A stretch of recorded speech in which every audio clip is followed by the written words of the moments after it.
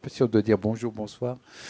Euh, pour cette demi-journée consacrée donc à l'écriture du monde rural aujourd'hui, qui est le sous-titre de ce livre dont je vais vous dire quelques mots avant, évidemment, que nous en parlions avec Jean-Yves Lorichesse, son auteur, que je ne vous présente plus, puisque ça fait au moins 3 fois qu'on se présente, depuis 2 ou 3 fois. Depuis, voilà. Euh, donc c'est en partie ce livre qui était à l'origine de la programmation de ces rencontres. Comme je l'ai déjà aussi expliqué plusieurs fois, entre une convergence entre le fait d'avoir un spectacle inspiré, enfin adapté de la lettre aux paysans, que cette espèce de rencontre amicale et très spontanée avec José Bové qui était tout à fait partant pour venir quand je voulais. Donc ça a été cette année, mais ça aurait pu être l'année prochaine ou dans 2 ans, parler de Giono. Il va peut-être venir cet après-midi, tout dépend des soins qu'un kiné va lui prodiguer à Fort-Calquier, parce qu'il est chez des amis à Fort-Calquier, et il s'est un peu tordu quelque chose. En tout cas, il a promis d'être là demain matin. J'espère bien, parce que demain, évidemment, il est très attendu. Et puis, voilà, il y avait ce livre, donc de Jean-Yves Lorichesse. Alors, Jean-Yves, vous le connaissez, je ne vais pas refaire son CV complet. Alors, spécialiste de Giono, ça c'est bien connu chez beaucoup d'entre nous. Ça y est, mes feuilles commencent à s'envoler. Ton CV s'envole. Mais moins connu peut-être parmi nos habitués des rencontres Giono, président de la Société des lecteurs de Claude Simon. C'est un des grands spécialistes de Claude Simon. Je dirais que pour moi, maintenant, Jean-Yves est d'abord devenu un écrivain et un romancier, plus que... On se connaît quand même depuis combien? 25 ans, non? Bon. Et un jour, on a cette découverte extraordinaire. Jean-Yves Lorichesse est non seulement écrivain, mais un excellent écrivain en plus. Et vous êtes témoin de ces livres qu'il est toujours venu présenter tous, hein, je crois, au Café littéraire des rencontres Giono. Et le prochain paraît dans quelques semaines, en novembre, et s'appelle Retour à Opedette. Autant vous dire qu'il aura un petit peu à voir avec la région en plus. Voilà. Donc, voilà, c'est un ouvrage qui me paraît très important. C'est une somme pour tout curieux de l'écriture du monde rural.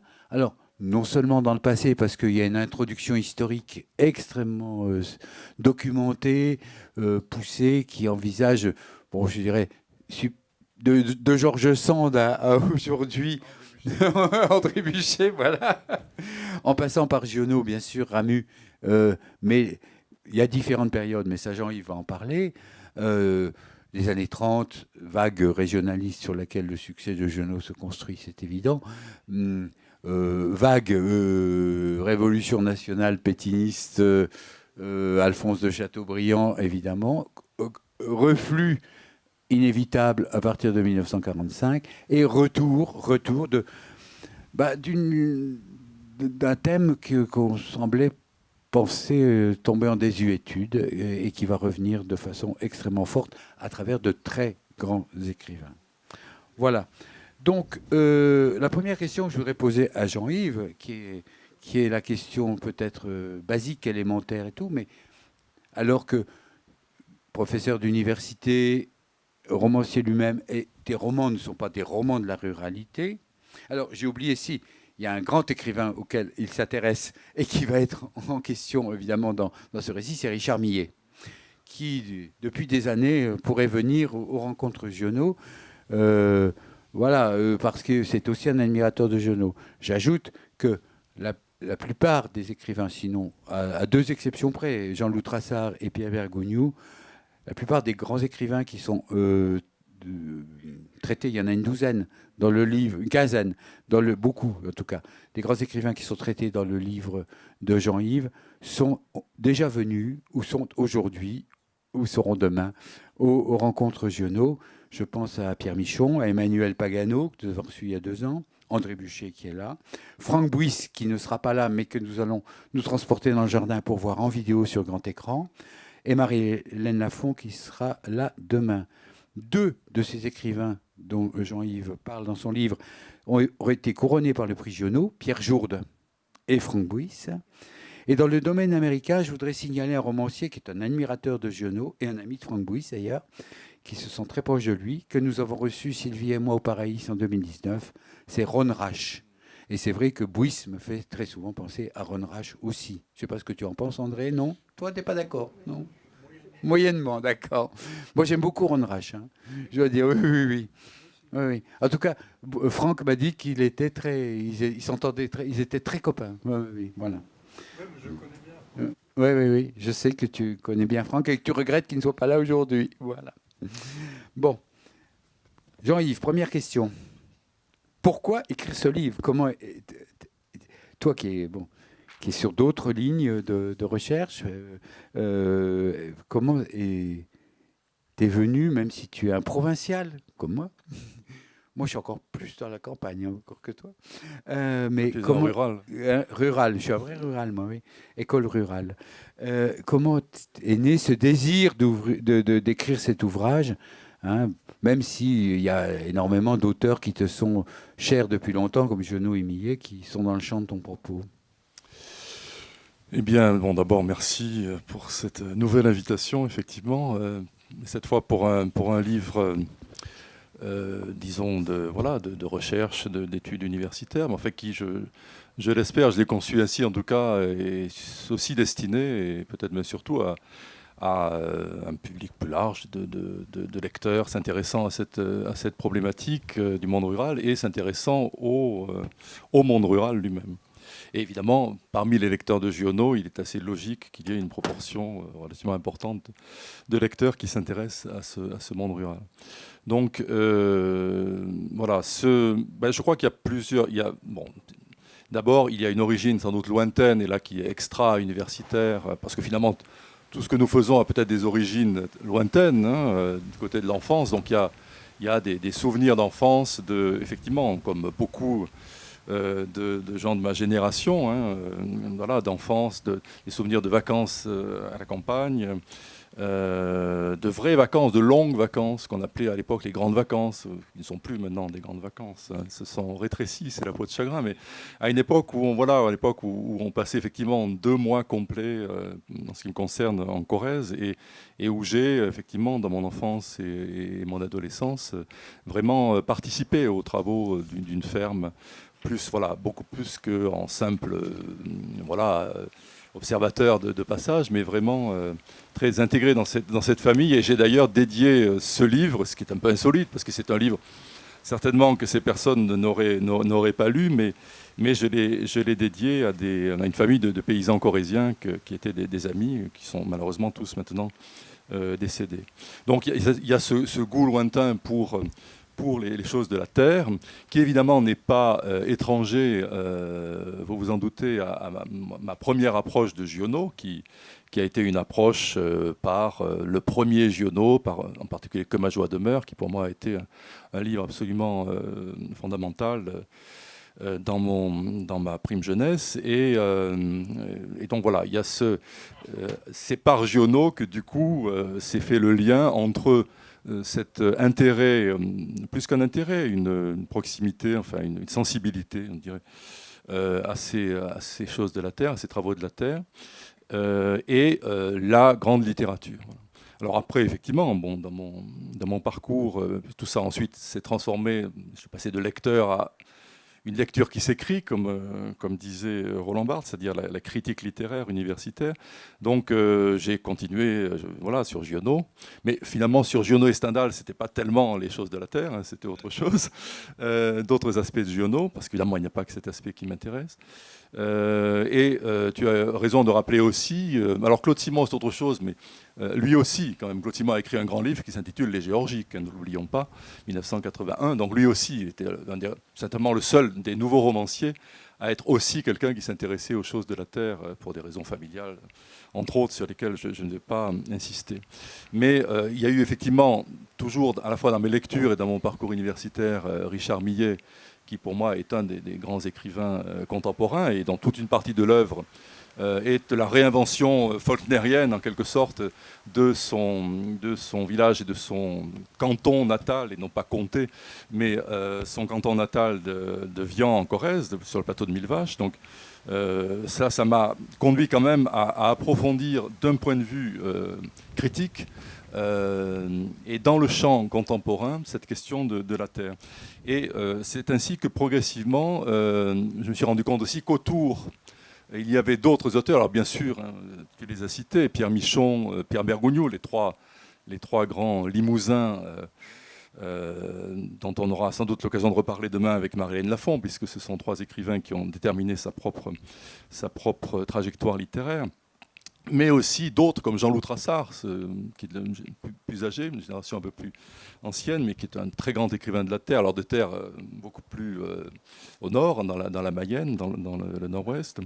Je pense aussi évidemment à Marie-Hélène Lafont elle-même, un peu plus jeune que ces écrivains que j'ai découverts à ce moment-là. Et finalement, je me suis rendu compte qu'on disait toujours que la question de la terre, la question de l'agriculture, du monde rural était totalement marginalisée dans la littérature pour les raisons dont tu parlais brièvement tout à l'heure, c'est-à-dire effectivement ce stigmate de pétainisme, et voilà, et de la donc peut-être on y reviendra un petit peu sur cette historique rapidement, mais voilà, on avait l'impression qu'il y avait un désintérêt, que finalement la littérature contemporaine parlait beaucoup, soit c'est une littérature très mondialisée, c'est-à-dire où voilà, je pense à des auteurs comme Jean Echenoz que j'aime beaucoup, mais dont les personnages passent leur temps à sauter d'un continent à l'autre en avion, donc ou alors effectivement des auteurs s'intéressant alors plutôt au problème de la ville, hein, la ville, les banlieues aussi sont des thèmes extrêmement présents dans la littérature contemporaine, et on a l'impression que le monde rural était très, très marginalisé. Et puis je me suis rendu compte que c'était en train de changer déjà depuis plusieurs années, surtout à partir effectivement les pionniers, ça a été ce qu'on a cité, mais à partir des années 2000, il y avait une nouvelle génération d'écrivains qui arrivait, avec d'ailleurs aussi un renouvellement, et que tout cela finissait par constituer quand même une sorte de constellation d'écrivains avec des générations différentes. Il faudra revenir peut-être sur cette question des générations. Pas obligatoirement d'ailleurs génération du point de vue de l'âge uniquement, mais on peut parler de génération littéraire. C'est-à-dire c'est pas la même chose d'écrire sur le monde rural dans les années 70, 80, 90, 2000, 2010, 2020. Voilà. Donc je me suis rendu compte qu'il y avait finalement beaucoup certainement à chercher et à dire autour de ce phénomène. Et à ce moment-là, il se trouve aussi que j'avais envie d'écrire un livre, un essai de critique littéraire, qui ne soit pas une monographie sur un auteur, comme je l'avais fait jusqu'ici, sur Giono par exemple, ou sur Claude Simon, ou sur Richard Millet. Et l'idée de brasser comme ça une pluralité d'auteurs, alors évidemment, avec le fait que si on parle d'une quinzaine d'auteurs, on ne va pas les approfondir autant que lorsqu'on parle d'un seul auteur, mais au contraire les mettre en relation, les situer les uns par rapport aux autres, et creuser une problématique à travers cette diversité d'auteurs. Voilà. Et donc j'ai eu envie d'écrire ce livre-là, et j'ai pris, je dois dire, énormément de plaisir à l'écrire, d'autant plus qu'il m'a fait découvrir aussi des auteurs. Parce que, par exemple, André Buchet, je ne le connaissais pas, je l'ai découvert en travaillant ce livre.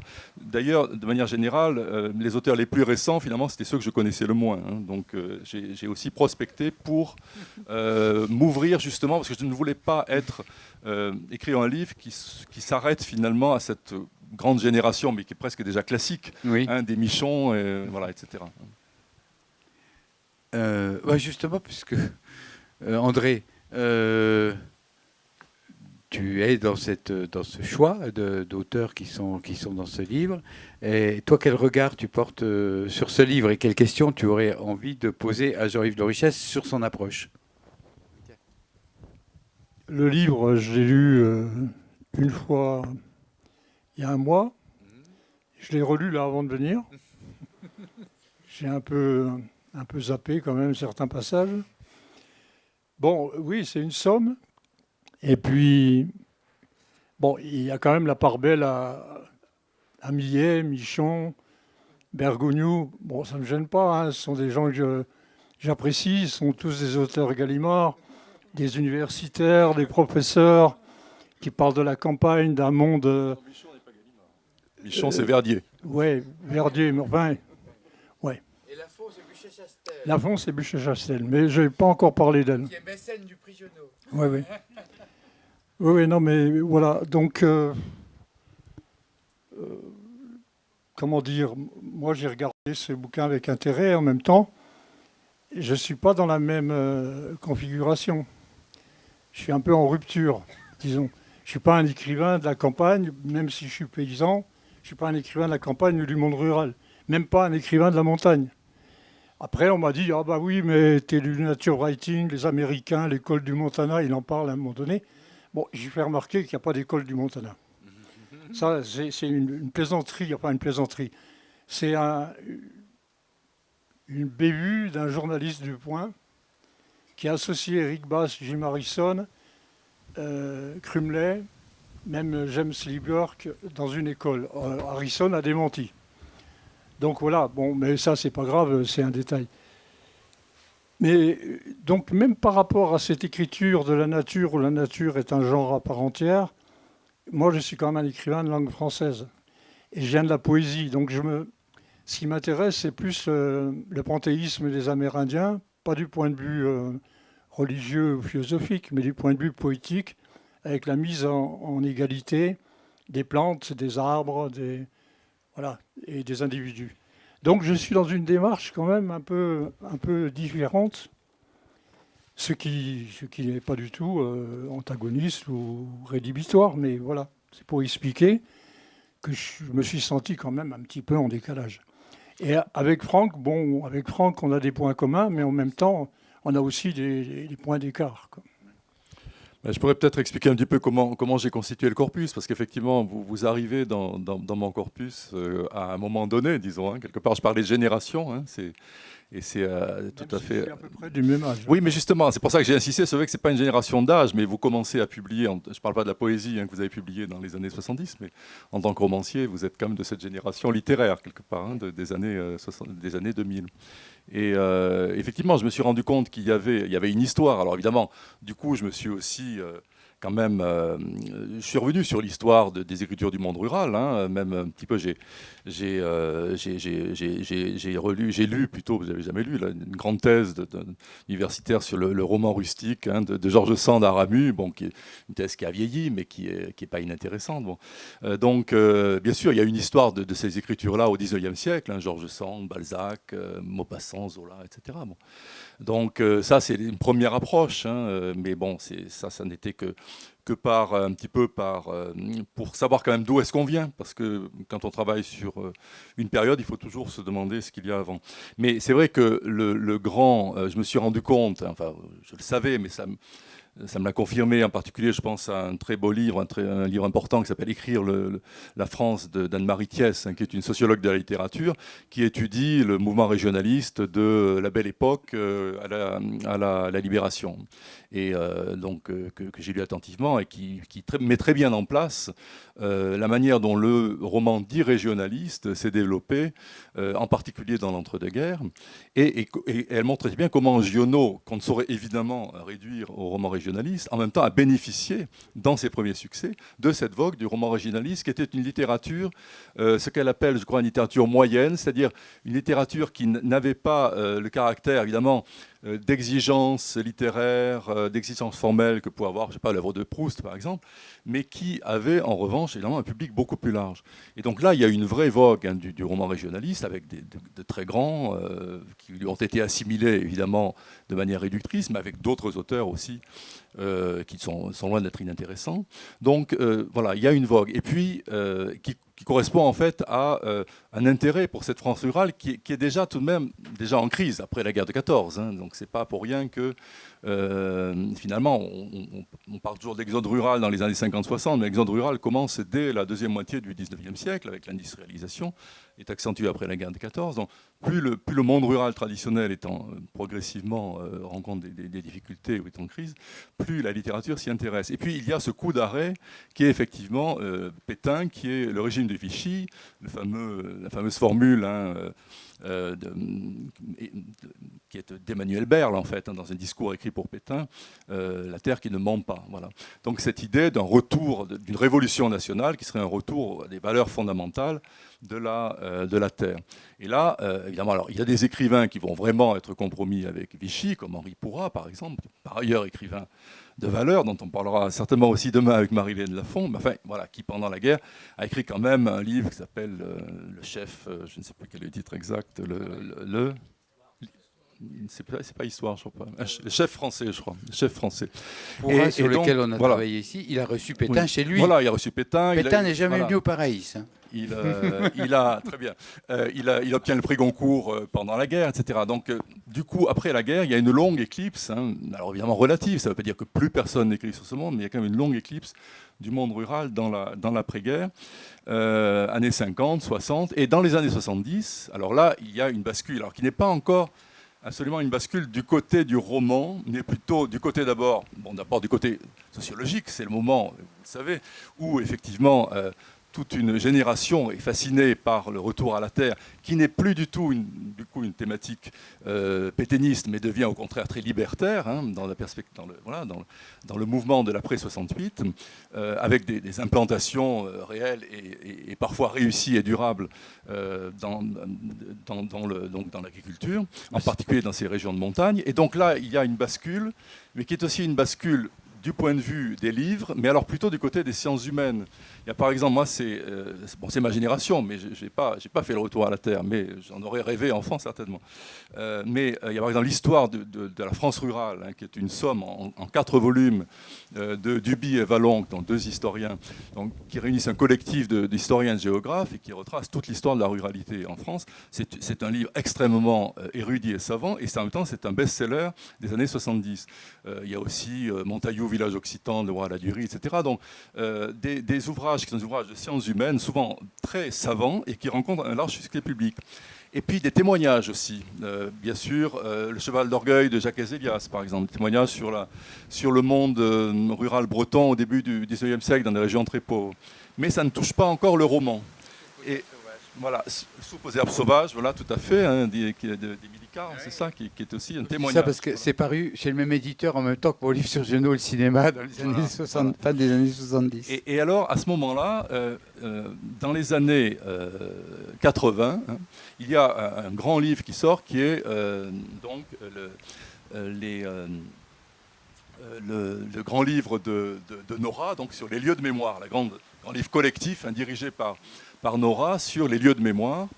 1984, le premier livre, et dans la préface de ce volume, Nora dit en somme que le monde rural, effectivement, est à peu près disparu sous sa forme traditionnelle, qu'il y a une espèce de deuil de ce monde rural dans la mémoire française, et que de ce deuil témoigne la vogue de l'histoire et des témoignages, et il constate l'éloignement de la littérature, donc en particulier du roman, par rapport à ce thème, et comme si finalement l'histoire prenait la place, ou les ouvrages historiques prenaient la place d'un roman qui a délaissé ces problématiques de la terre, etc.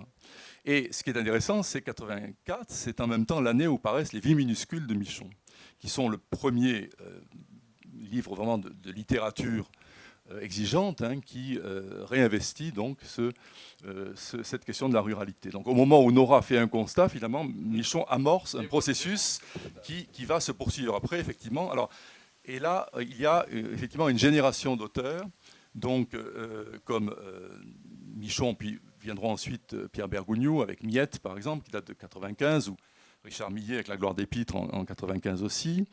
Une génération d'auteurs qui sont des auteurs, alors qui sont effectivement très littéraires. C'est-à-dire, ils ont tous fait des études de lettres, plusieurs sont effectivement profs de français, etc. Donc c'est une approche lettrée, je dirais. Et dans ma bouche, ce terme n'a rien de péjoratif, vous l'imaginez, mais ça caractérise quand même une recherche formelle, une recherche stylistique, des références aussi littéraires, qui orientent effectivement l'écriture du monde rural dans une certaine direction qui va être privilégiée. Donc quelque part, Marie-Hélène Lafont est quand même l'héritière à mon sens, mais on pourra en parler avec elle demain. Je voudrais dire tout de même qu'il y avait un précurseur, parce qu'il y a une exception qui est Jean-Loup Trassard, qui lui commence à écrire dès les années 60, Il est de Traçard, je crois, de 1932, si mon souvenir est bon. Donc, voilà, et Traçard, lui, il écrit presque exclusivement sur les paysans et sur l'agriculture et sur les outils et sur les objets et les pratiques agricoles dans la Mayenne depuis le début de son œuvre. Le soleil ne te gêne pas? Traçard qui à un moment disait que la première fois qu'il a apporté un texte pour la NRF, il a dit j'avais l'impression de rentrer dans la NRF avec ma brouette de fumier. Hein, voilà, parce que c'était quand même pas tout à fait le genre de la maison, mais c'était la collection Le Chemin, c'était les cahiers du chemin de Georges Ambrix, qui était chez Gallimard, un secteur un petit peu à part. Et dédicacé voilà. Dans la bibliothèque de Giono. Ici, Ah oui, les premiers Traçards. Les premiers Traçards, d'accord. Dédicacé à Giono? Oui. Ah, c'est intéressant. Voilà, donc Traçard est un précurseur. Et il continue à écrire, donc il est âgé, mais il continue à avoir une production extrêmement riche. Il est passé au roman d'ailleurs, assez récemment passé au roman. Donc lui, c'est vraiment un précurseur et qui commence dans un moment où, les années 60, où cette thématique est discréditée. Donc après, voilà, moi je me suis dit, ça c'était vraiment ce que je connaissais le mieux. Et je me suis dit, là, on a effectivement... j'ai appelé cette génération la génération de la faim, c'est-à-dire de la faim FIN. Hein. C'est-à-dire c'est ceux qui sont des enfants des années 40-50, qui ont connu dans leur enfance le monde rural vraiment finissant dans les années 60-70, et qui sont dans une approche qui me paraît être celle du deuil, d'une certaine manière, une sorte de deuil, de mélancolie, de la fin d'un monde qui, je crois, avait présentait beaucoup de difficultés, qui était un monde dur, âpre, mais qui était aussi un monde fascinant, plein de sensations, plein de profondeur, et surtout qui nous rattachait à des siècles, voire à des millénaires. C'est un monde, quelque part, qui avait évolué, certes, mais qui, depuis le néolithique, avait évolué progressivement, sans grosse rupture, par des perfectionnements humains, quelque part, hein, à taille humaine, des techniques et des pratiques. Et donc, voilà. Et je me suis dit, finalement, qu'est-ce qu'il y a après? Je me suis intéressé, ensuite, je me suis dit, je ne vais pas m'arrêter à ces écrivains-là, il faut que je regarde aussi davantage. Alors, il y avait Marie-Hélène Lafon, que je connaissais déjà, qui, elle, se situe beaucoup plus à la charnière. Voilà. Elle est fille de paysans, on en parlera demain, donc elle a bien connu dans son enfance, dans les années 60, elle a bien connu ce monde qui était effectivement déjà en pleine mutation et à certains égards, ce monde finissant, mais en même temps, elle connaît bien aussi le monde rural d'aujourd'hui et elle s'intéresse. Je ne vais pas insister là-dessus pour ne pas empiéter sur demain, mais elle s'intéresse à ce qui se passe aujourd'hui dans les campagnes. Donc elle est sur la ligne de crête entre l'avant et le maintenant, quelque part. Et puis je me suis dit, qu'est-ce qui s'écrit maintenant? Et là, je me suis rendu compte, en faisant des lectures diverses de différents auteurs que j'ai découverts, donc comme Franck Bouys, André Buchet, je pense aussi à Aurélien Delceau, qui est un écrivain extrêmement intéressant, auteur de Sanglier. Je pense à aussi Jean-Baptiste Delamo, auteur de Règne animal. Je me suis aperçu que finalement, ces différents écrivains creusaient, me semble-t-il, des problématiques, pour le coup très contemporaines, qui n'étaient plus principalement, même si ça affleure toujours, le passé du monde rural, quelque part, il est toujours là.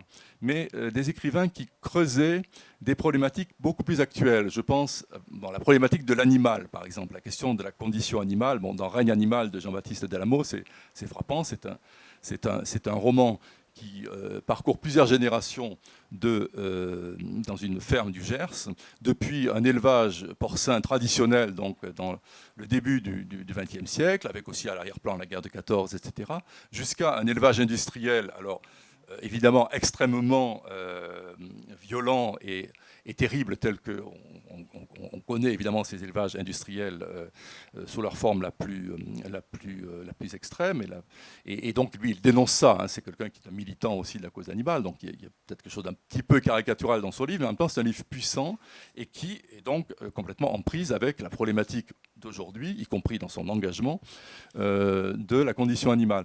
J'ai remarqué aussi qu'il y avait des auteurs qui étaient dans une perspective, disons, pour dire les choses simplement, écologique, d'écriture de la nature dans une perspective d'aujourd'hui. Non plus tant le monde rural que la nature, ce qui n'est pas la même chose. La ruralité, la campagne, ce n'est pas la nature, c'est la nature travaillée, transformée par l'homme. Et là, c'est là qu'effectivement, il m'a semblé, mais qu'il y avait aussi une influence, alors sans doute pas de l'école de Montana, dont je crois dire d'ailleurs que c'est une notion qui est contestée, mais en tout cas de nature writing américain, donc tout un courant américain extrêmement riche, extrêmement intéressant. C'est pas la première fois que les Américains apportent quelque chose à la littérature française. C'est le cas de Giono, pensant à Whitman d'abord, Faulkner après, donc il n'y a pas du tout de gêne par rapport à ça. Et donc, c'est vrai que comme dans toute étude, on est amené à faire des chapitres et à les centrer sur un auteur. J'ai fait une partie sur un auteur, une problématique. Alors c'est vrai, je vous ai embarqué un petit peu dans ça, et je comprends tout à fait qu'un écrivain ensuite se dise, mais il n'y a pas que ça, c'est plus complexe, et je suis tout à fait prêt à le reconnaître. Et voilà, donc Franck Bouys m'a plutôt paru être dans la ligne de ce qu'on appelle parfois le rural noir, c'est-à-dire une dimension voilà, plus criminelle, avec des violences souvent même pathologiques dans certains romans. Je pense à Plateau, par exemple. Voilà. Et c'est beaucoup moins vrai dans ses derniers romans, tout à fait. Mais dans Plateau, par exemple, c'est tout à fait évident. Et c'est aussi un courant qui existe aux États-Unis. Et c'est une voie de renouvellement du roman noir, pour ne pas dire policier, parce qu'en fait, chez Bouys, il n'y a pas beaucoup de policiers, il y a des crimes, les policiers, on ne les voit pas. Donc plutôt le roman noir, mais un roman noir qui est aussi vert, en quelque sorte, puisqu'il est renouvelé, au lieu de se passer dans les banlieues ou dans les villes, comme souvent dans le roman d'ailleurs, il y a le noir américain aussi. Et il est transplanté à la campagne, ce qui du coup crée aussi des climats, des atmosphères complètement différentes. Donc voilà, j'ai essayé de voir un petit peu. Aurélien Delceau, par exemple, je donnerai ce dernier exemple, dans Sanglier, c'est encore autre chose. Lui, il décrit une campagne entre Lyon et Grenoble, dans l'Isère, qui est une campagne très caractéristique des campagnes d'aujourd'hui, c'est-à-dire qui est sociologiquement complètement éclatée. C'est-à-dire que le monde paysan est réduit à très peu, il n'y a plus qu'une ferme dans le secteur qu'il décrit. Et en revanche, il y a une famille, il y a des artistes, il y a des gens qui ont fait un retour à la campagne aussi, qui viennent des villes. Il y a des gens des classes plutôt pauvres des villes qui fuient la ville pour aller à la campagne parce que c'est moins cher. Mais du coup, il y a aussi toutes sortes de problèmes sociaux dans les campagnes, qui sont des problèmes exportés par la ville dans les campagnes, qui ne sont plus du tout donc les campagnes, évidemment, du monde rural classique. Donc, vous voyez, c'est une partie du livre qui s'appelle Campagne d'aujourd'hui, alors que la précédente s'intitulait Le temps d'avant, qui était plutôt sur cette dimension un peu non pas de nostalgie, mais de retour sur une campagne disparue. Là, c'est plutôt campagne d'aujourd'hui. Mais c'est vrai que dans le livre, et c'est d'ailleurs le dernier chapitre de l'essai s'intitule Poétique du perdu, parce qu'il me semble qu'il y a une dominante quand même dans cette production, même chez les auteurs de cette génération de l'après 2000, qui quand même revient sur quelque chose qui a été perdu, c'est-à-dire même chez vous, il y a quand même, il me semble, quelque chose, alors je ne dirais pas de nostalgie, parce que voilà, c'est un monde dur, dans le pays qui vient de loin, rien n'est caché de la dureté, c'est le premier roman d'André Buchet, rien n'est caché de la dureté de ce travail et de la solitude, de la rigueur, etc. Mais quelque part quand même, c'est quelque chose qui est perdu au sens où c'est une mémoire qui nous est importante, je crois, à beaucoup en tout cas, et qui effectivement n'est plus qu'une mémoire, et que donc on a envie de saluer, et qu'on a envie aussi, dont on va avoir envie de témoigner. Dans le pays qui vient de loin, c'est pas la nostalgie ou l'impression de perte, c'est le problème de la transmission qui se pose dans pas mal de fermes. Où il y a, présent chez Franck Bouys aussi. Oui, où il n'y a pas forcément des gens pour reprendre. Quand on a la chance d'avoir des enfants qui sont partants, bon, voilà. Et ça, c'est abordé sur 3 générations. Maintenant, pour ce qui est de la perte, bon, évidemment, je pense à Jourde. Mais Jourde, j'ai du mal un peu quand même avec Jourde, parce qu'il a quand même un peu déconné, quoi. Parler d'un pays, l'appeler pays perdu... expliquer qu'il a voulu magnifier ce pays en traitant les paysans d'alcooliques, c'est pas évident à comprendre, hein. Donc, puis après dire oui, mais ces gens avaient peut-être pas le bagage culturel pour comprendre ce que je voulais dire. On est en plein parisianisme et en plein quelque chose d'assez condescendant. Donc ça m'a pas trop branché, hein. Je le reconnais franchement. Je trouve qu'il a pas volé sa volée de bois vert. Des cailloux. Bon, il fait de la boxe, hein, et donc il a de la ressource, hein. Il y a des habitants dans la salle. Voilà. Mais bon, Pierre Jourde, jusqu'à présent, il était à l'aise. Il critiquait le monde littéraire parisien. Il risquait pas grand-chose du point de vue du pugilat, quoi. Là, il est tombé de haut, quoi. Parce que tout à coup, les gens du pays lui ont dit, nous, on n'aime pas la façon dont tu... Bon. Voilà, lui il a parlé un peu de ça, de ce que tu dis, le sentiment de perte. Bon. Les écrivains aussi dont tu parles ont quand même souvent fait des récits autobiographiques. Alors que nous, on n'est pas du tout là-dedans, même si il y a une part de nous qui se reflète dans les bouquins, on est dans la fiction. Donc voilà, il y a quand même des grosses différences. Alors qu'on voit quand même, que ce soit chez Michon ou Bergogneau, des récits plus que des romans, avec des intrigues des fois assez minces, mais superbement écrits, hein, et où ils parlent d'eux. Ils parlent d'eux et de leur rapport. Ce sont tous des gens qui sont finalement nés à la campagne, qui en sont partis, et qui ont donc cette espèce à la fois de nostalgie, je dirais presque des fois de repentir, non avoué. Bon, maintenant, c'est ce qui fait aussi leur charme, hein. Ils ont un regard. Bon, Trassard, je l'ai rencontré au Salon du Mans il y a 2 ans. Je connaissais ses bouquins. On a discuté pas mal. Bon, à un moment donné, il m'a un peu surpris parce que j'étais interrogé sur un de mes livres. Et il dit, ouais, mais bon, la Provence, hein, c'est les cigales et tout. Le Mans, c'est pas pareil, hein. La Mayenne, c'est la boue, c'est bon. J'ai dit, monsieur Trassard, faut sortir un peu. Les cigales, c'est pas tout à fait mon coin, quoi, hein. Bon, moi, je suis entre 1000 et 1500 mètres. Il fait moins 16, moins 20 pendant un mois. Donc, venez faire un tour, je vous invite volontiers, quoi. Voilà, ça s'est un peu arrangé comme ça, quoi. C'est en partie ce qui a été dommageable à l'œuvre de Giono, c'est que, entre autres, mais d'abord à lui, parce que évidemment c'était parmi les écrivains qui vivaient ici et qui publiaient le plus grand. Ça, c'est bon. Beaucoup de gens s'en sont rendus compte assez vite quand même qu'il était au-dessus en tout cas de la moyenne des écrivains dits provençaux de son temps. Mais c'est que, qu'on le veuille ou non, à ce pays, il y a cette image. Et c'est pour ça que c'était si dur pour lui de voir les films de Pagnol. L'image de l'accent, du pastis, de la partie de boule, de la cigale, de tout ça. Et que en fait, même si Giono, de son vivant, nous on le sait aujourd'hui, et je crois que c'est bien maintenant intégré par la plupart des lecteurs, mais c'est pas encore tout à fait. L'autre jour, des visiteurs arrivent ici, je commence à parler avec eux, et je veux dire, quand on commence à leur parler de la vision que Giono a de la Provence, ils tombent des nues. Ils s'attendent vraiment à du Pagnol bis ou du Pagnol à côté. Donc cette image est terrible, hein. C'est le pays noir. Oui, Giono, c'est le pays noir et d'autres, mais la Provence, c'est les cigales, tu as raison, c'est terrible. Et ça a été une lutte pour lui quand même, y compris en poussant le paradoxe jusqu'au bout, en disant que finalement qu'il n'y avait pas de Provence, ou que de toute façon tous les gens qui avaient écrit en Provence ou sur la Provence, c'était mauvais, etc. Voilà, Jean-Yves.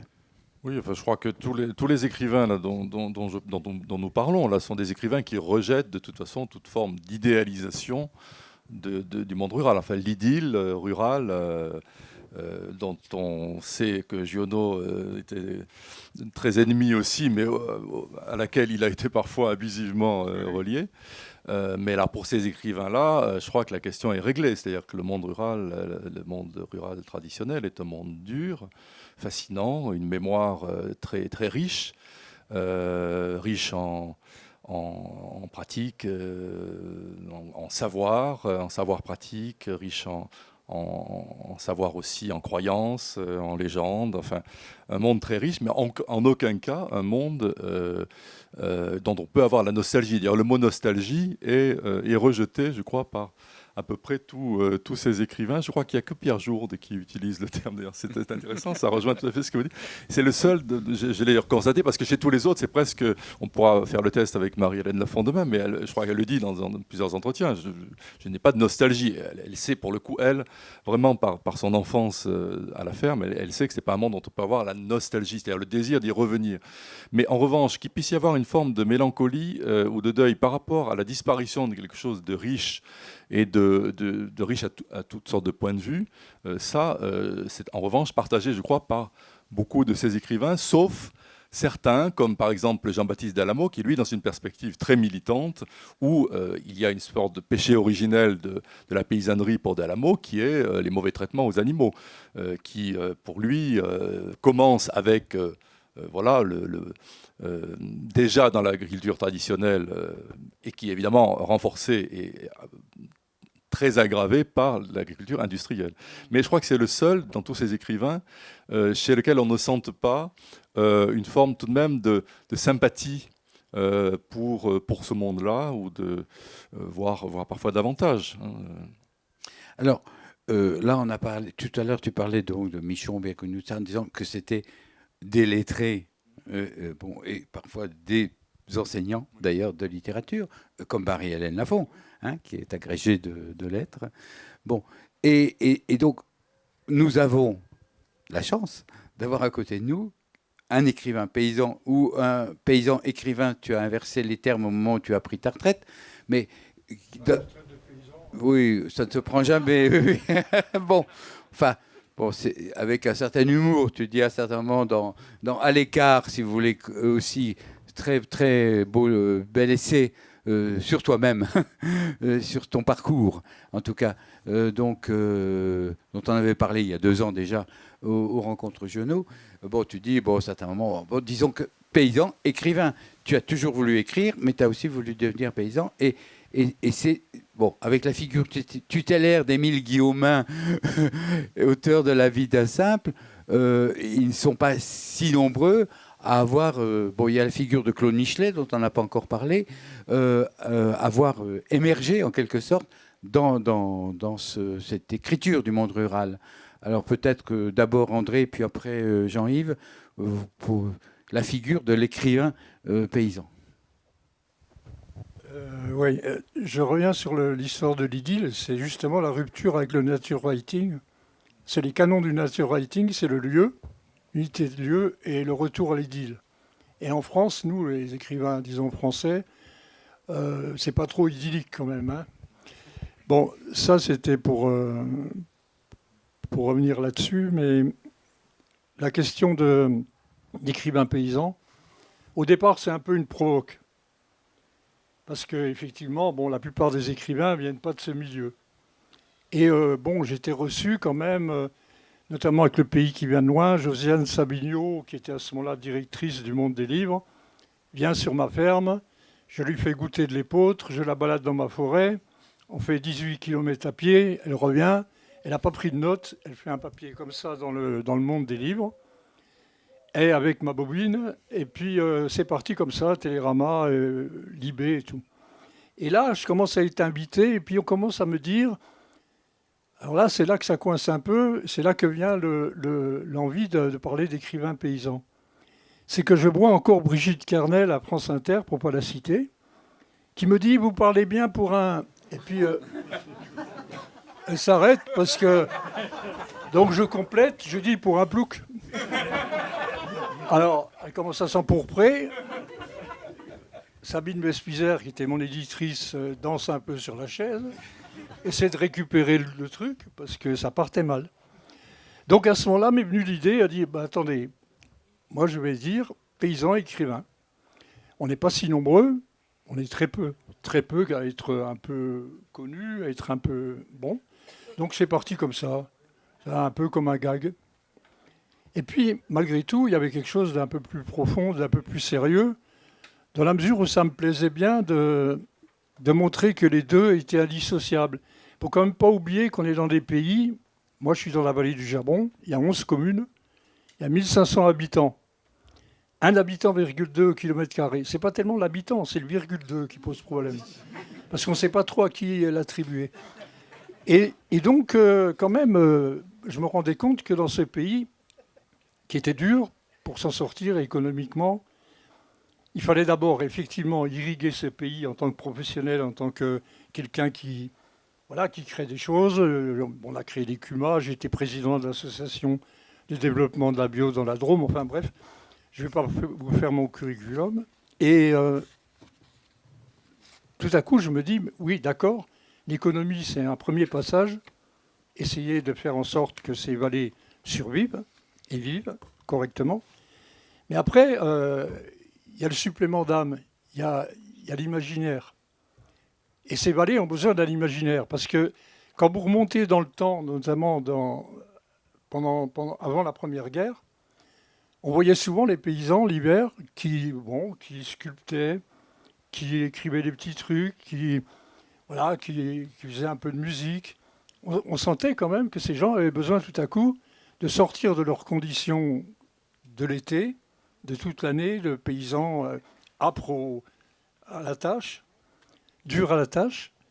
Et donc, finalement, cette tradition, je me rendais compte, n'est pas morte, parce que dans la vallée du Jabron, il y a plein de gens qui sont des paysans, qui font de la musique, qui font de la sculpture, qui font de la peinture. Je connais Laure Martin, qui est éleveur au vin, et qui peint magnifiquement, et ainsi de suite. Donc voilà, donc je me suis dit, il faut un imaginaire pour les porter, ces vallées. Et donc pour moi, c'était indissociable. J'écrivais comme j'étais paysan, je m'interdisais d'écrire à la bonne saison, donc j'écrivais l'hiver et la nuit. Donc finalement, je bouclais la boucle, et pour moi, c'était indissociable. J'avais besoin d'écrire pour continuer à travailler, à lutter et à gagner ma vie, et j'avais besoin aussi de gagner ma vie pour continuer à écrire. Voilà, c'est...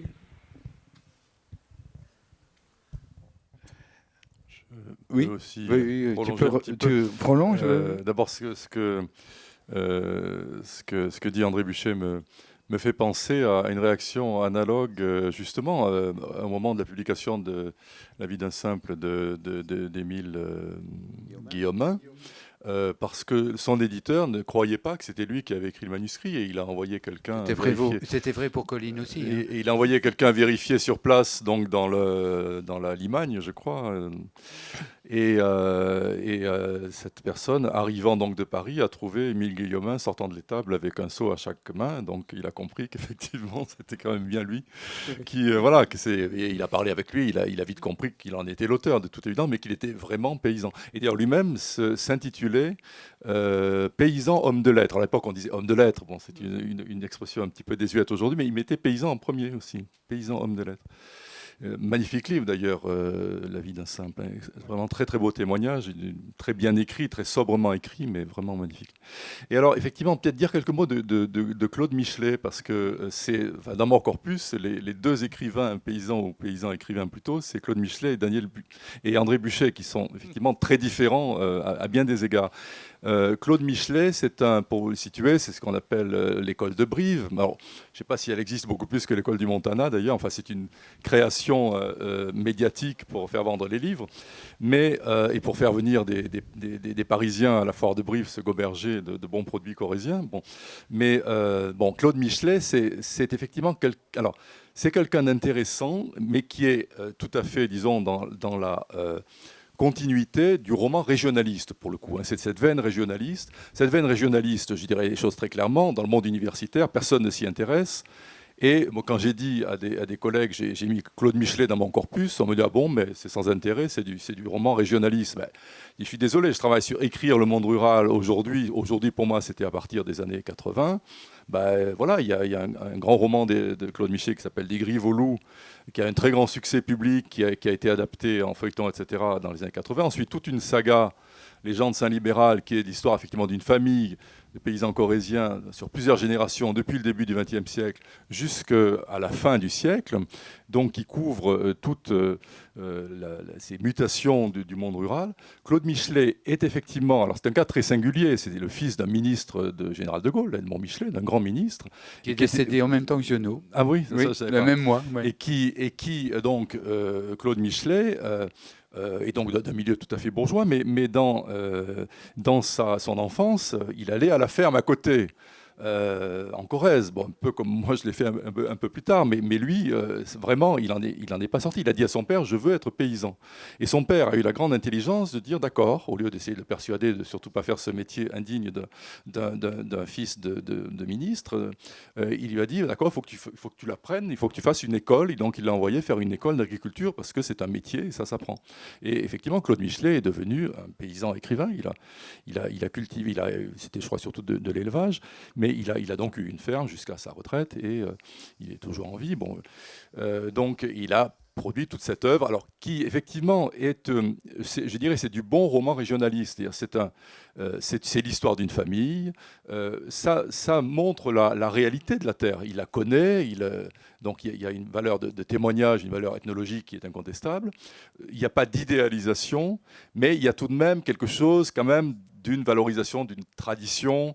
Il y a aussi des éléments, voilà, dans l'histoire de cette famille qui viennent de certaines formes de romans très, très traditionnels, hérités effectivement du naturalisme. Donc ce n'est pas novateur du point de vue littéraire, mais c'est tout à fait bien fait.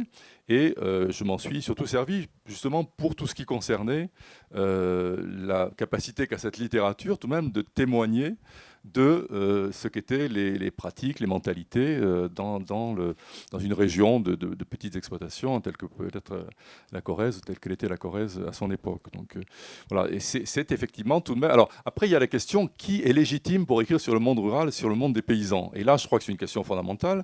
Et moi, j'aurais envie de dire, tout le monde est légitime. Il n'y a pas... Personne n'est plus légitime que l'autre du moment qu'il est sincère. Et tout dépend de quel point de vue il écrit. Il peut écrire du point de vue de ses souvenirs d'enfance à la campagne, ou écrire du point de vue d'une enfance passée à la ferme, ou écrire du point de vue de quelqu'un qui est venu, au contraire, à l'âge adulte et est devenu paysan. À chaque fois, ce sont des points de vue différents. Et je dirais que du moment qu'ils sont sincères et qu'ensuite ils trouvent une forme, c'est-à-dire qu'effectivement, il trouve une forme d'écriture qui soit personnelle, il n'y a pas à se dire qu'on est plus ou moins légitime pour écrire sur un monde. Voilà. Oui, c'est la diversité des approches, surtout qui caractérise cette littérature d'aujourd'hui qui écrit le monde rural. Y compris de l'intérieur, je dirais, quand elle est pratiquée par un écrivain qui cultive aussi la terre. Voilà. Alors, on parlait de la connaissance, enfin, du contact qu'ont eu ces écrivains. Marie-Hélène Lafon, que Jean-Yves, c'est lui qui se chargera demain, qui est chargé demain de cet entretien, de cet après-midi avec Marie-Hélène Lafon. Donc, Marie-Hélène Lafon est fille de paysans. Franck Bouis est petit-fils de paysan, mais il avait un père ingénieur agronome, donc ça reste lui-même a enseigné la biologie. André a commencé par écrire, puis est entré dans le métier Ton grand-père était paysan. Oui. On pourrait avoir un peu plus de détails sur votre passé paysan. Ah ben, voilà une question.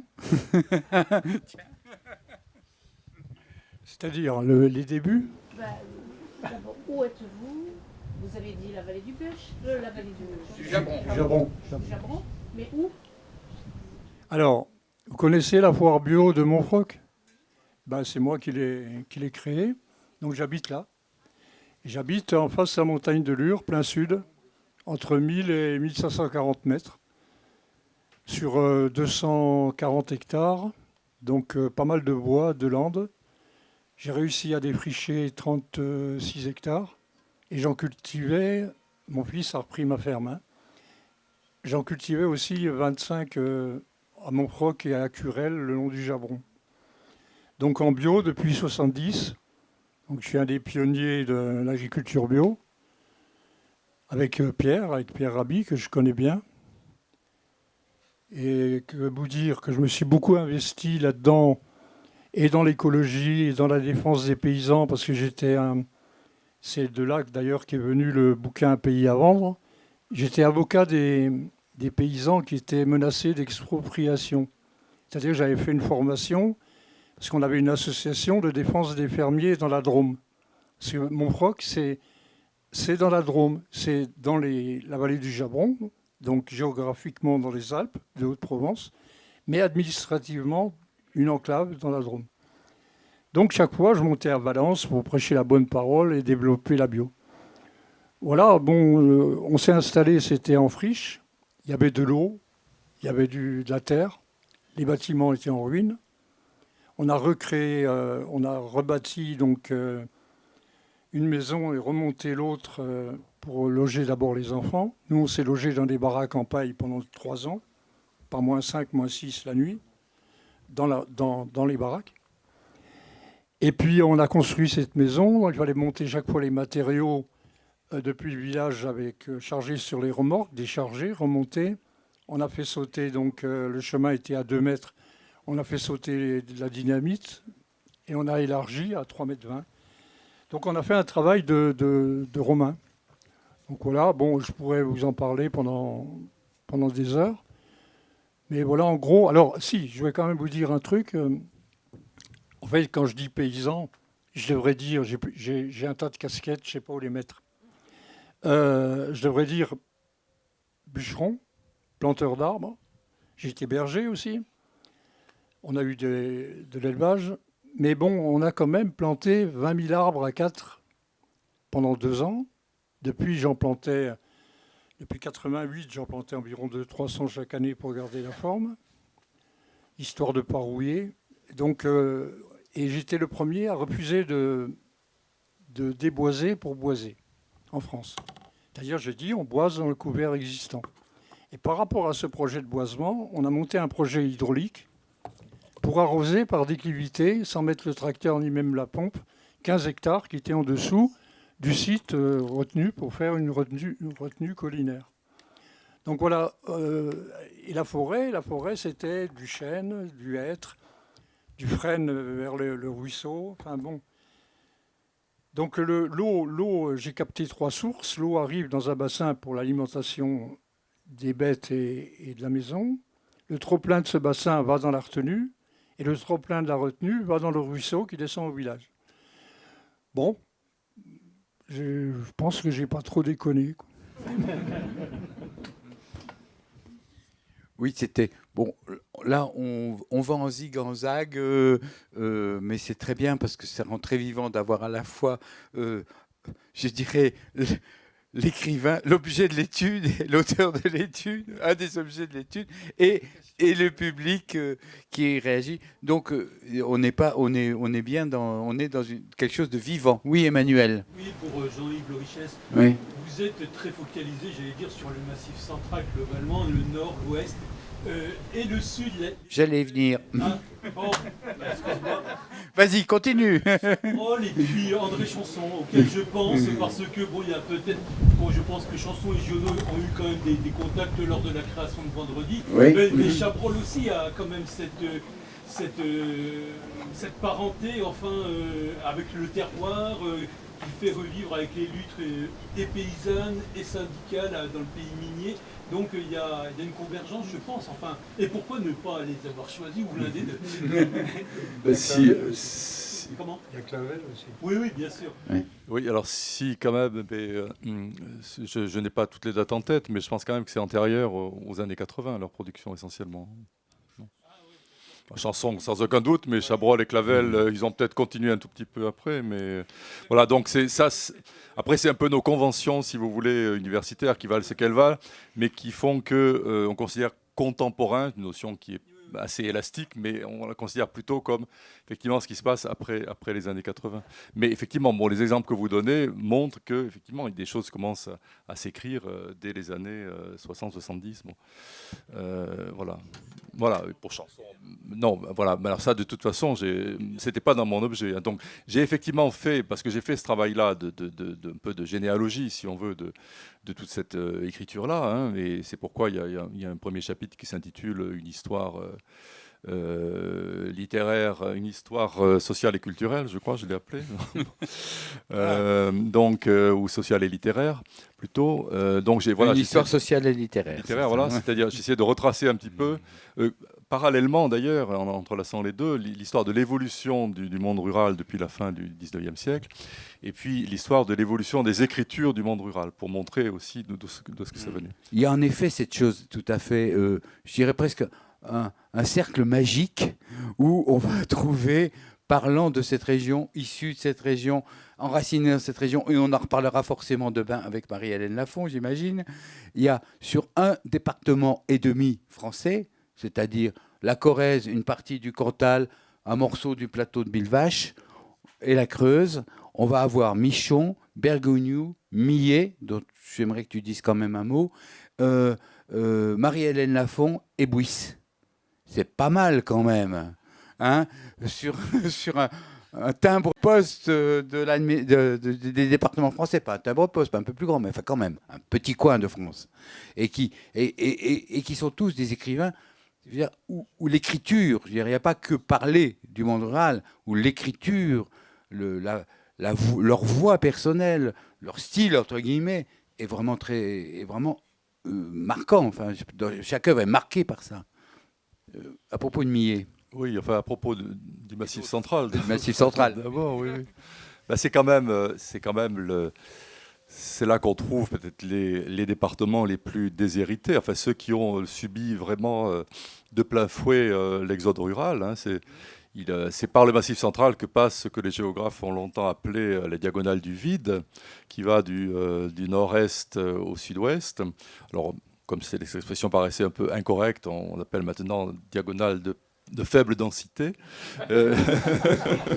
avec cet art de l'euphémisme que nous avons aujourd'hui, mais la diagonale du vide disait bien les choses. Alors, il y a d'autres régions, hein, c'est quand même un phénomène propre aux régions de moyenne montagne, hein, voilà. Mais il s'y ajoute peut-être, hein, je pense, hein, par rapport à des régions équivalentes, par exemple du sud-est, un enclavement. Le sud-est, malgré tout, garde le bénéfice d'un ensoleillement, d'une attraction touristique que le Massif central a à un moindre degré. Et donc, c'est vrai que ce sont des départements qui ont toujours été très ruraux, hein, bien sûr, et qui ont en même temps beaucoup souffert de cet exode. Donc, dans lesquels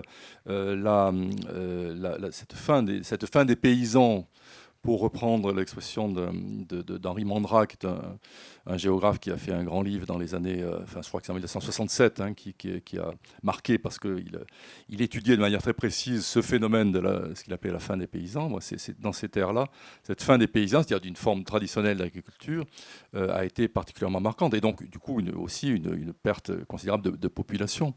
Alors...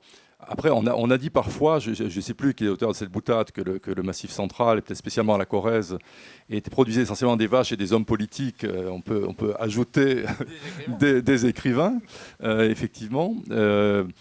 Des écrivains qui ont des parcours quand même très différents. Parce que, par exemple, si vous prenez Pierre Michon, pour la Creuse, hein, fils d'instituteurs de campagne, hein, mais dès qu'on remonte la génération d'avant, c'est les paysans, donc c'est vraiment la progression sociologique tout à fait caractéristique, hein, en France. Le passage par l'élévation sociale par les écoles normales d'instituteurs. Pierre Bergogneau, lui, c'est un fils de commerçant de Brive, hein, qui n'est pas un rural, mais évidemment, il y a une proximité avec le monde rural, et particulièrement peut-être à travers son épouse qui est originaire du plateau de Millevaches. Richard Millet, lui, c'est encore autre chose. C'est effectivement une famille de paysannerie du plateau de Millevaches, mais qui s'est un peu élevé socialement, comme il arrivait dans les campagnes autrefois, dans dans les premières décennies du XXe siècle, en adossant à la ferme un petit hôtel, restaurant, café, l'un et l'autre s'appuyant l'un sur l'autre, et donc sa famille maternelle. Richard Millet s'est ainsi un peu élevé socialement, et lui, bon, il passait ses vacances d'enfant dans ces lieux-là, il en a gardé une mémoire. Donc on a, Marie-Hélène Lafont, on l'a vu, c'est encore autre chose. Elle, c'est une fille de paysans, qui fabriquaient du fromage dans le Cantal. Donc, à chaque fois, ce sont je me suis attaché dans mon livre à faire ces distinctions-là parce qu'elles me paraissent très importantes. Dans les études littéraires, à une certaine époque, on pensait que la vie de l'auteur n'avait aucune importance. On en est quand même beaucoup revenu. Et en particulier, écrire sur le monde paysan, quand même, cette question non pas d'où parles-tu, comme on disait autrefois, mais d'où écris-tu, elle est importante. Quand je disais tout le monde est légitime, c'est pour dire, on n'est pas obligé d'être paysan pour avoir quelque chose à dire sur le monde paysan, mais on en parlera d'une manière évidemment différente. Donc ces différents auteurs, malgré tout, ils ont en commun effectivement cette terre-là, et ils ont en commun aussi, je crois, c'est aussi un peu, de ce point de vue, une génération d'écrivains, effectivement, cette dimension du style, cette recherche du style, alors qu'on trouve particulièrement chez cet auteur, peut-être parler un petit peu de lui, qui est Richard Millet, dont je recommande particulièrement à la fois ce qu'on appelle le cycle de Sion, puisque Sion est le nom imaginaire qu'il a donné au village de Vian, sur le plateau de Millevaches, dans lequel il situe son petit comté faulknérien, parce que c'est vraiment ça, il réinvente ce pays et il le peuple de personnages, d'histoires, un peu comme le Tremorpost, c'est l'image qui était employée par Faulkner pour le comté de Yoknapatawpha, donc, qui est ce comté de Jefferson dans le Mississippi, dans l'œuvre de Faulkner. Donc, ce sont des écrivains qui sont fascinés par Faulkner, c'est tous. Oui, Bouis en parle beaucoup dans Michon, l'entretien. Bouis prend la relève, mais déjà Michon, pour qui Faulkner est le père du texte. Oui. Bergogneau a écrit sur Faulkner. Millet n'a pas écrit sur Faulkner, mais il le cite souvent. Et son entreprise, surtout, est la plus faulknérienne, parce que c'est le seul qui a une entreprise vraiment de construction d'un univers romanesque à travers une série de romans, La gloire des Pitres, La mort des trois sœurs Pial, L'Auve le pur, et qui trouve son couronnement dans un très beau livre qui s'appelle Ma vie parmi les ombres, qui est une transposition en fait de son histoire familiale du côté corrézien, comme une sorte vraiment presque de témoignages, mais de témoignages romanesques et écrits et stylistiques de ce qu'a pu être cette vie rurale telle qu'il l'a connue encore enfant, donc dans les années 50, début des années 60, dans un petit village de Corrèze. Donc chez tous ces auteurs-là, il y a une fascination du temps, c'est ce qui me paraît important, qui est certainement beaucoup moins... Alors, qu'on retrouve chez quelqu'un comme Franck Bouis, il y a beaucoup de choses qui sont tournées vers le passé pèse, et c'est le côté faulknérien. Mais chez Millet, c'est très frappant, c'est-à-dire c'est vraiment une manière d'explorer, d'ailleurs, pour La gloire des Pitres, son roman de 1995 qui ouvre une nouvelle période de son œuvre, le bandeau de l'éditeur, c'était 100 ans de solitude en Corrèze. Donc cette référence à Gabriel Garcia Marquez, qui était assez bien vue parce que Garcia Marquez, lui aussi, fortement marqué par Faulkner. Donc c'est cette idée que le monde rural est, de manière peut-être privilégiée, le lieu aussi qui ouvre sur le passé, enfin qui est c'est Gaston Bachelard qui écrivait cette phrase que j'aime beaucoup, qui est dans ces 1000 alvéoles, l'espace tient du temps comprimé. Dans ces 1000 alvéoles, l'espace tient du temps comprimé. Et ce sont des écrivains qui décompriment ce temps, c'est-à-dire à partir d'un certain lieu, il déploie ce temps du passé, ce temps de l'histoire et de la mémoire, ce qu'on trouve aussi chez Michon. Et sans doute ces terres-là, mais sans doute d'autres aussi, mais celles-ci particulièrement, je pense qu'elles sont ouvertes sur le passé et peut-être davantage malheureusement que sur l'avenir. Ce sont quand même des terres qui sont en grande difficulté aujourd'hui. Donc, Tordre la douleur, c'est donc ton dernier roman. Alors, on en est à combien? Roman, 12e roman. Un peu différent, hein? Un peu différent. Oui, je le dis. C'est ce qu'on dit. Oui. Alors ça commence par l'occupation des ronds-points, on imagine que c'est vers Sisteron, hein, vers les bons enfants, par là. Là où Angelo bifurque face au choléra, là c'est des bifurcations à cause des gilets jaunes, voilà. mais, mais finalement ce n'est qu'un début, c'est pas vraiment le sujet du roman. Et ensuite c'est assez étonnant parce que oui, la différence c'est que ça devient deux histoires d'amour qui se développent, de rencontres en tout cas, qui peuvent en tout cas déboucher sur une renaissance un peu des personnages à travers une tendresse, et dans des personnages opposés en plus. Voilà. D'empathie, d'affection. D'empathie, d'affection. Plus que d'amour. Oui, plus que d'amour. Enfin bon. Est-ce que c'est pas d'abord ça, l'amour, l'empathie et l'affection? Un peu. Bon. Tu peux nous le présenter simplement? Donner envie au lecteur potentiel de le lire. Alors, l'idée au départ, le titre le dit, bon, c'était une prise de risque, hein, tordre la douleur en ces moments agités. Bon, c'était un risque de plomber, quoi. Plomber un peu l'ambiance. Et d'ailleurs, il y a des gens qui ont dit, oh, tordre la douleur, ça ne donne pas envie d'aller voir ce que c'est. J'ai dit, écoutez, faites comme d'habitude, passez outre, et puis on en rediscute. Donc voilà, j'ai quand même fait remarquer que j'ai pas dit tordu de douleur.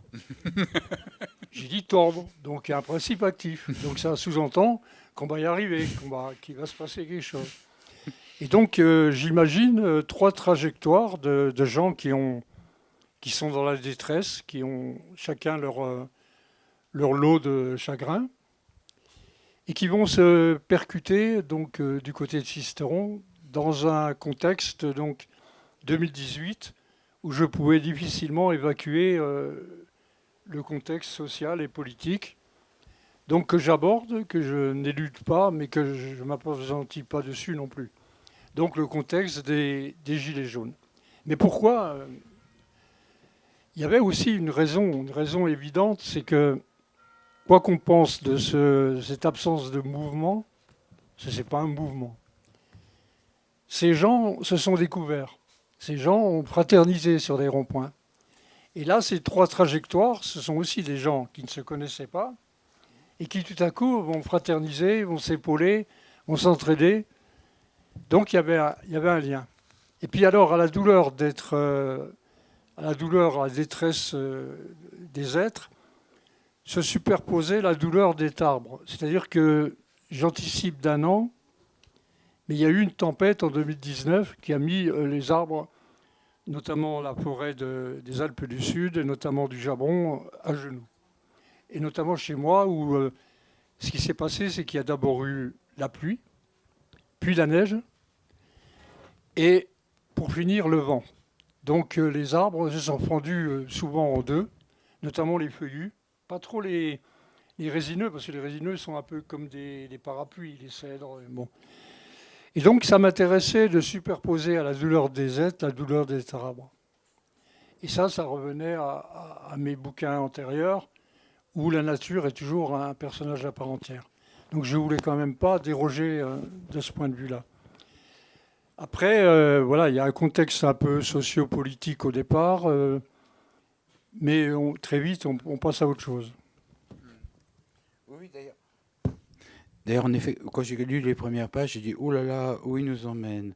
Et puis, j'ai un peu traîné comme ça. Puis, hop, une fois que tu es parti dans véritablement l'histoire que tu voulais raconter, là, je dois dire que j'ai dévoré en 1 heure, quoi, 2 heures.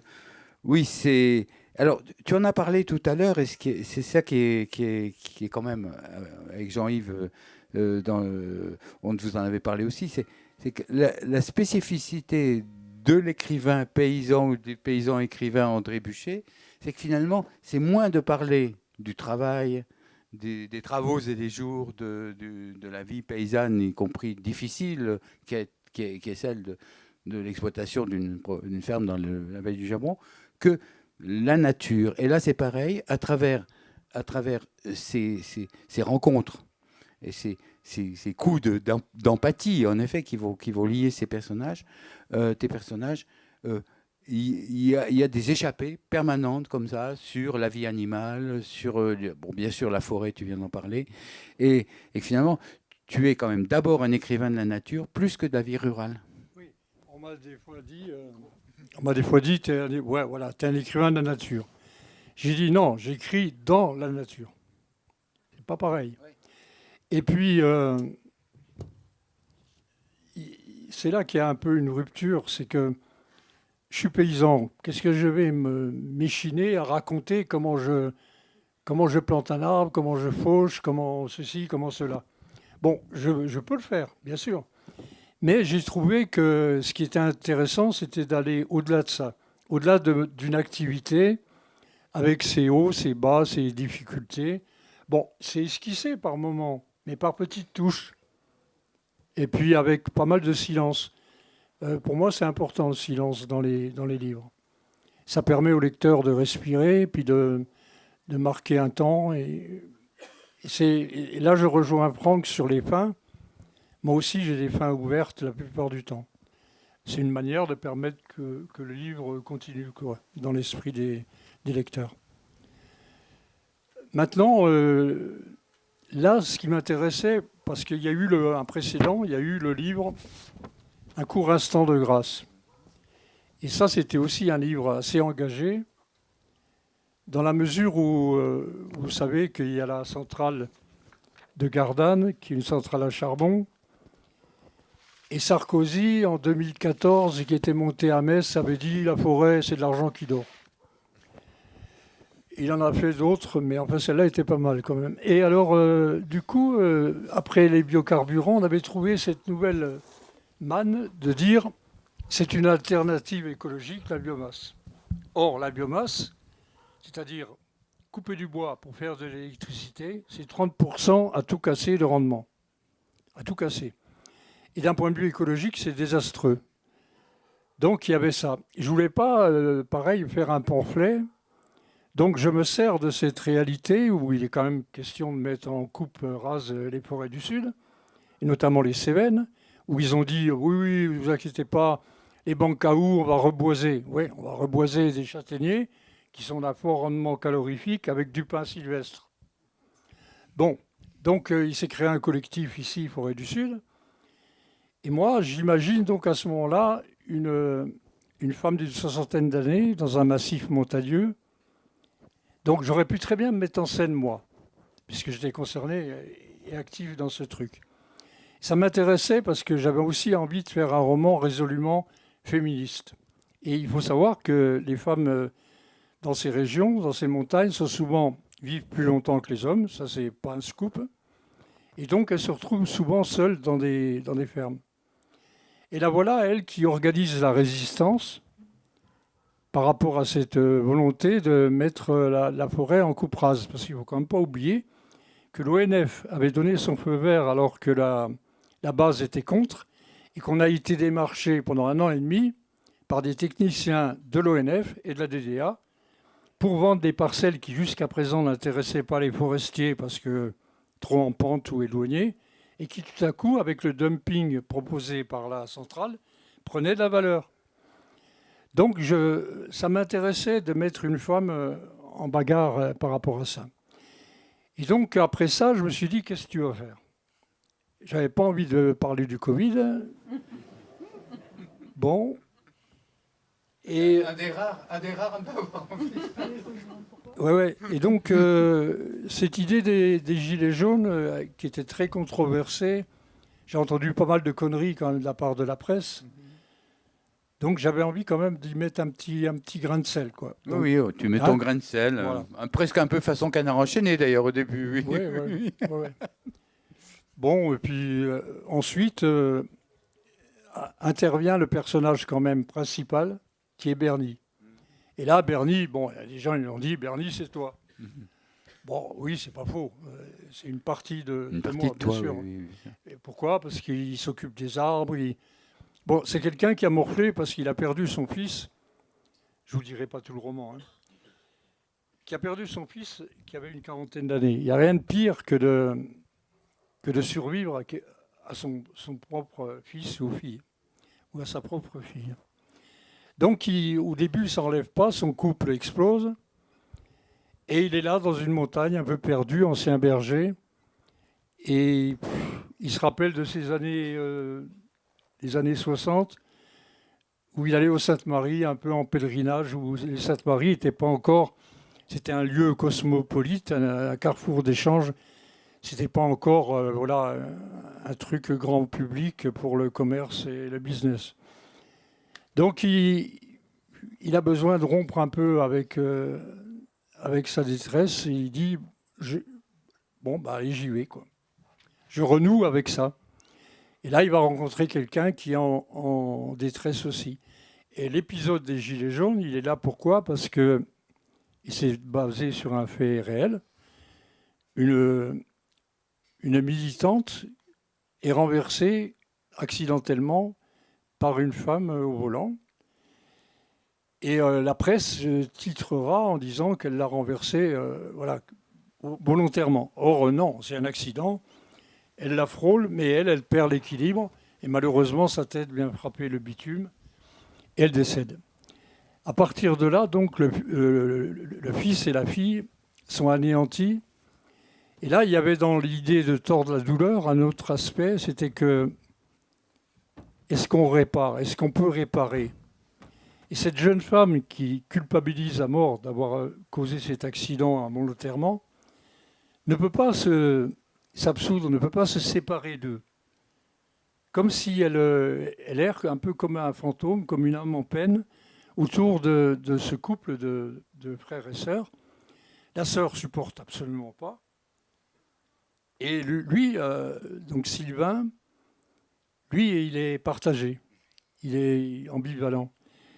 Et donc, ça m'intéressait de montrer est-ce que cette idée de réparation. Vous savez que les Amérindiens, il y a un livre magnifique de Louise Erdrich. On parlait tout à l'heure de l'influence américaine. Moi, ce sont les Amérindiens qui m'intéressent.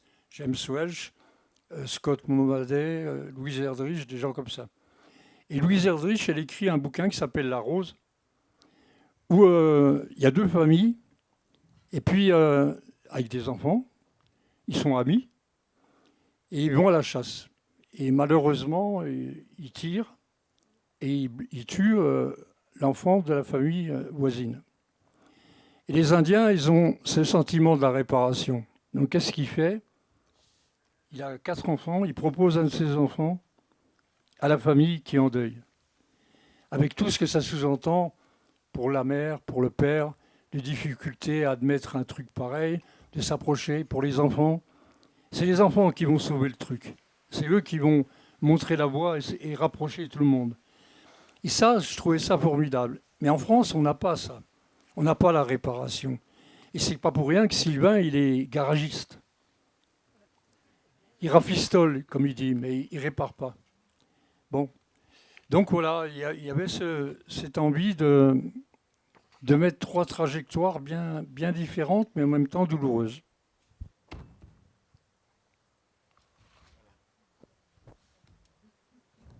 Tout d'un coup, j'ai eu la curiosité de regarder. Voilà. J'en ai parlé ce matin. Voici le premier et unique exemplaire pour l'instant arrivé ici de la bande dessinée tirée d'un roi sans divertissement. Je viens de voir que tu étais à la fin mise en scène. Oui, absolument. Bon. Est-ce qu'il y a des questions à André dans la salle ? Non ? Oui ? Bon. Ben écoute.